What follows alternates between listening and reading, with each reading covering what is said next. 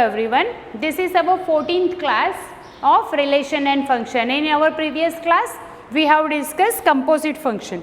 We have already started 2 questions. We have completed 16 and 17. Now come to the 18. Open your book and read question.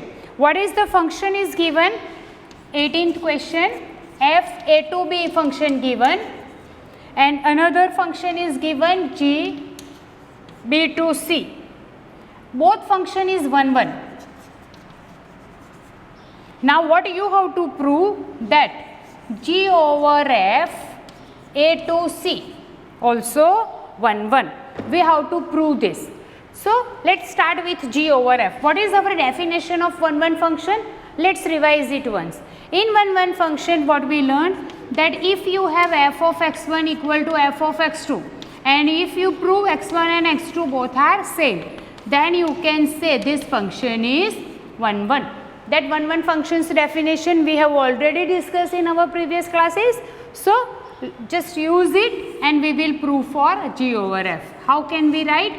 G over f of x1 equal to g over f of x2. Right? This way we can write. Now just make a separation of it, that g over f of x1 equal to g over f of x2. Now we have already given in our question that g is a 1 1 function. So from both sides we can cancel g. So what you can write? F of x1 equal to f of x2. Here you have to give the result. What is the reason? Because g is 1 1. It is 1 1 function, so we can cancel from both sides. Now check, f of x1 equal to f of x2 you get. But it is given in question that f a to b also 1 1. So we can write x1 equal to x2. What is the reason? Again same, f is 1 1 function. So what we have taken? G over f of x1 equal to g over f of x2, and we prove x1 and x2 is same. So what is the meaning of it? That's why you can say g over f is 1 1 function. Okay, let's revise it once. What is the definition of 1 1 function? That if you have choose f of x1 and f of x2 same, and you prove x1 x2 same, then you can say f is 1 1. Now the same thing we have to follow with g over f. So how can you write? G over f of x1 equal to g over f of x2. Now we can write g of f of x1 equal to g of f of x2.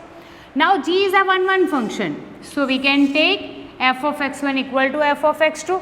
Again we have given both the function f and g is 1 1. So here also we can take f as a 1 1 function, means x1 and x2 same. We have taken g of x1 equal to g over f of x2, and we prove x1 and x2 same. So from that, according to definition of 1 1 function, we can say g over f also 1 1 function. Okay, now let's come to the next question.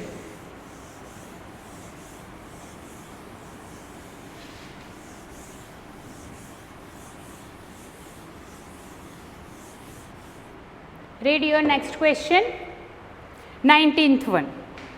In 19th one, on to given. Check. If f a to b and g b to c both are on to. Now what you have to show?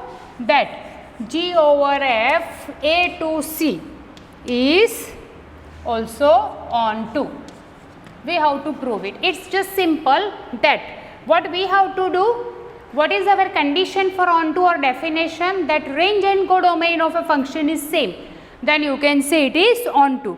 So here let's choose one element in C. Let's take Z in C. Okay, so for that one element, what is the one element we will get in B? So maybe that one is your Y. So what you can write? Here you can write that G of Y equal to Z. Right? Now the same way, let's take y in B. So another function, let's take y in B. So again it's pre-image. We will get in A. So that may be x in A. So how can you write? F of x equal to y, right? Now what we have to prove for g over f of x? So how can you write g of fx? On place of fx, what you can write? Y. And on place of g of y, you can write z. So we have taken x from A and we prove it is from C. So what you can say? From this g over f also on 2. Just revise it once. First we have started from this C. We have taken z in C. So for that it's one pre-image in B. That is why we have considered. So g of y is z. Now we have taken if y in B. So its pre-image again in A. So that is your x in A. So f of x equal to y. Now same thing we have to show for g over f. So g over f of fx means g of fx. On place of fx we can use this result, that is y. So g of y written. Now on place of g of y you can write z, which one we have already used these two results here, and we prove g over f also on 2. This is your 19th question. Now come to the 28th.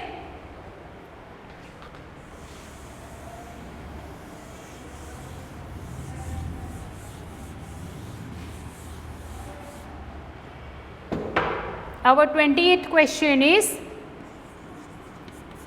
read question. Consider function f and g such that the composition g over f is defined and is 1 1. Are f and g necessarily 1 1? See, you have to choose f and g in your own way. So which is, here example is taken, I explain you the same thing. F we have choose this,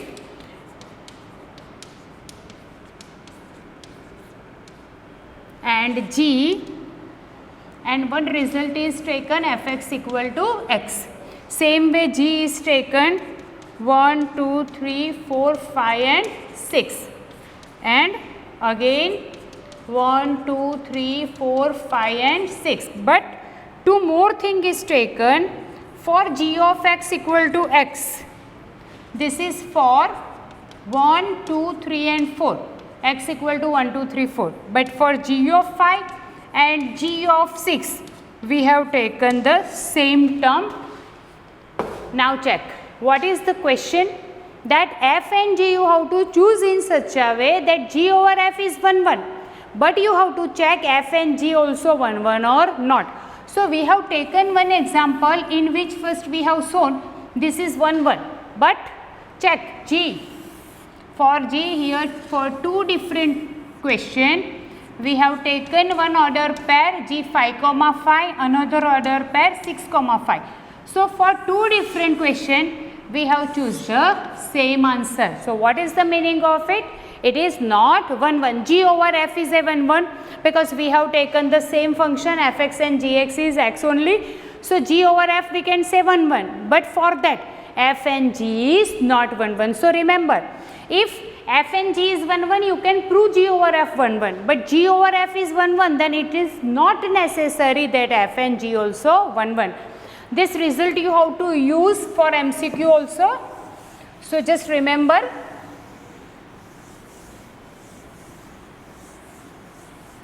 Now next question, read 21. Question number 21. F and g both necessarily onto if g over f is onto. So again the same way result is shown. You have given f 1 2 3 4 2 1 2 3 4, g also 1 2 3 4 2 1 2 3. But here it's shown that g over f is onto, but f is not onto. How it is? Because range and codomain is not same. Check it. I just write it on board. 1 2 3 4 to 1 2 3 4, and g is mentioned from 1 2 3 4 to 1 2 3. Now what is the function is defined? F of 1 equal to 1, f of 2 equal to 2, and f of 3 and f of 4 both is same 3. Similarly, g of 1 is taken 1, g of 2 is taken 2, g of 3 and g of 4 both is taken 3. So, from this you can understand that g over f is on 2, but f is not on 2. Why not on 2? Because range of f here 1, 2, 3 only, and in its codomain 1, 2, 3, 4 is there. See, what is the range of f you get? 1, 2 and 3, and which is not equal to 1, 2, 3 and 4. So, you can say it is not on 2, right. So, we have proved that if g over f is 1, 1 and on 2, it is not necessary that f and g also 1, 1 and on 2.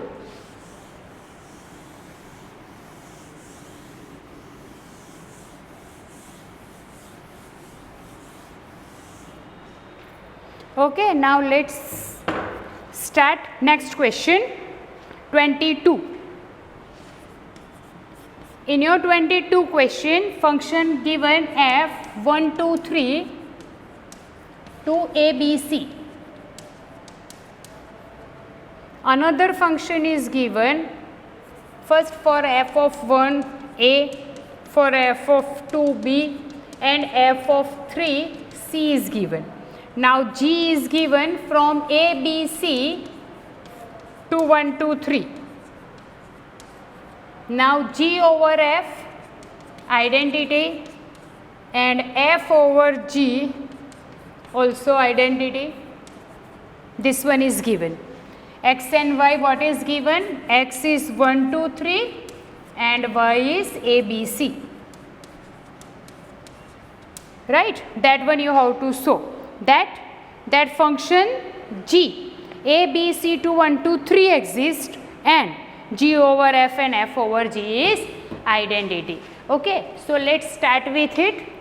First, you have to show this two. Let's start with g over f of x. What is the meaning of it? G of fx. Okay, what is your fx? First, we have to choose f of 1. So, what is your fx is? F of 1, and your f of 1 is a, right. So, what is your g of a? G of a, that is again 1. For g, first element is a. What is the meaning of it? You get 1 comma 1 is your first order pair. For 1 you get one answer only, so you can say it is identity function. Similarly, let us take g over f of x equal to g of fx equal to g of f of 2. Now, check what is your f of 2? B. So, g of b, and for b, what is in g? 2 only. Again you can say it is identity, and same way third one, g of f of 3. What is your f of 3? For 3 it is c, and for c it is 3 only. So, you can say g of c is 3. So, order pair is 3 comma 3, again identity. So, what you can say? F g over f is a identity function. Similarly, let us prove for f over g. How we have proved for g over f? Okay, now we wrote g over f, now f over g. So, let us start with f over g of x, that means f of gx. Now, let us start with g. In g, first element is a. So, you can write g of a. Now, check for a in g, what is given? 1. So, for 1 in f you get a. So, first order pair you get a comma a, that is your identity only. Similarly, let us start with the second element. So, f of g of x and f of g of b, and what is your g of b? B will be 2, and what is your f of 2? B. So, another order pair you get b comma b, again your identity. Same way, third one is f of gx for what? C. And what is your g of c? That is 3. And what is your 3? C only. So third element you get C comma C, that is also identity over Y. So for both we have proved f over g also identity and g over f also identity. So now let's start next part.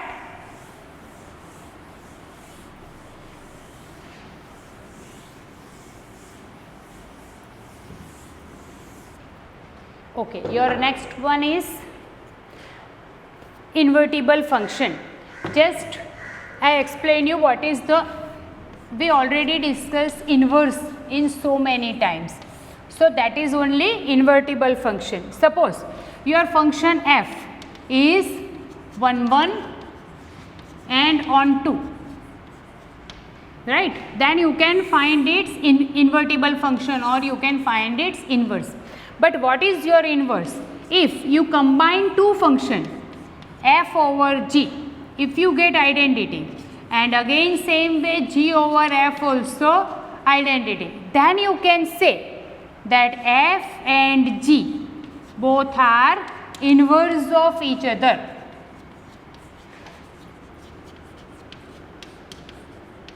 Inverse of each other. What is the condition? That f over g and g over f is identity.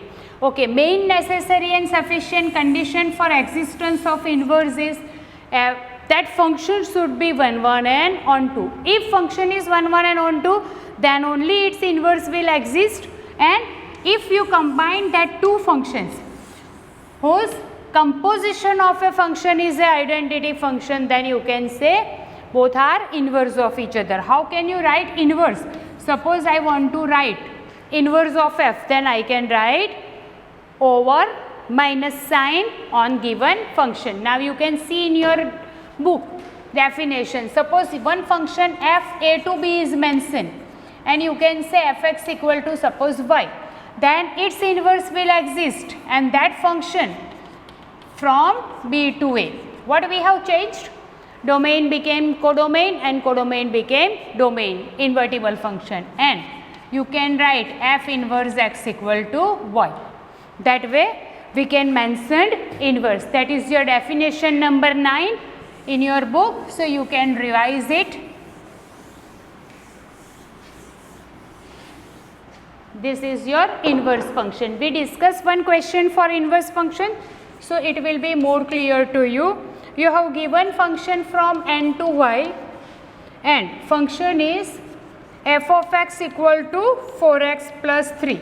You have to find inverse of it. So first what we have to do, check your question, read where y equal to, y belongs to n, y equal to fx plus 3. So f is invertible and find its inverse. That way your question is mentioned. So you can choose one more function. Here you have given suppose y equal to fx plus 3. Now we make a equation for x here. So x equal to y minus 3 by 4. Now if you make a this, then what you have to do? You combine your this function and this and check you get identity function or not. If you combine it and if you get identity function, then you can say it is a inverse of given function. But in deep we discuss it in our next class. The same question we discuss it one more time. And what is the invertible function, that also. So today we stop here. Thank you very much.